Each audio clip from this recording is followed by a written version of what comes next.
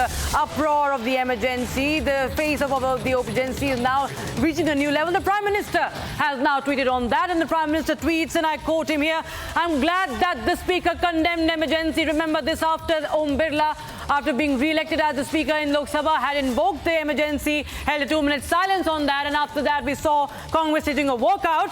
Narendra Modi says that I'm glad that the Honourable Speaker strongly condemned the emergency, highlighted the excesses committed during that time, and also mentioned the manner in which democracy was strangled. It was also a wonderful gesture to stand in silence in honour of all those who suffered during those days.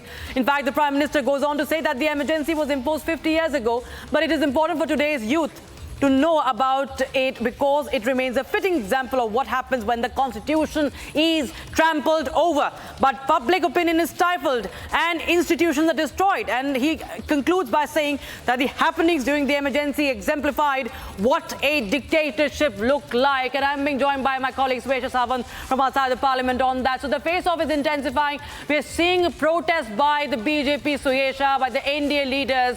And now the Prime Minister Modi is leading those protests via social media. You know, we've seen how the opposition leaders have tried to make a statement. They come and take an oath. They have, a constitution in their hands, like Rahul Gandhi, like Akhilesh Yadav. You know, we see many of, the leaders calling the current dispensation dictatorial-like. But the Prime Minister is hitting back at them, recalling and reminding them of the emergency years on its anniversary.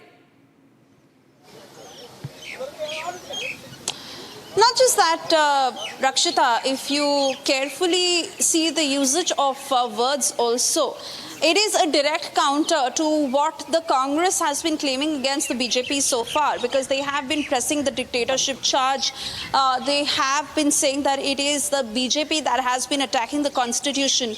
But here it is the BJP that is constantly reminding the Congress of its grand old mindset of what had happened during Indira Gandhi's regime, of how emergency was invoked. And in fact, today, on that very important day when the Lok Sabha Speaker was elected, Om Birla, of course, coming in for a second consecutive term, creating history, you also had a slew of reactions from many of those leaders who were actually jailed during this time because they were facing the wrath of the emergency that was imposed. So here it is Prime Minister Narendra Modi putting out that tweet, and not to forget those very strong statements that were made by Speaker of Lok Sabha, Om Birla, who went on to, in fact, say that this day marks 49 years to that dark period, and today is the 49th anniversary, and that was the time when the Constitution was insulted. We'll slip into a very short commercial break right now,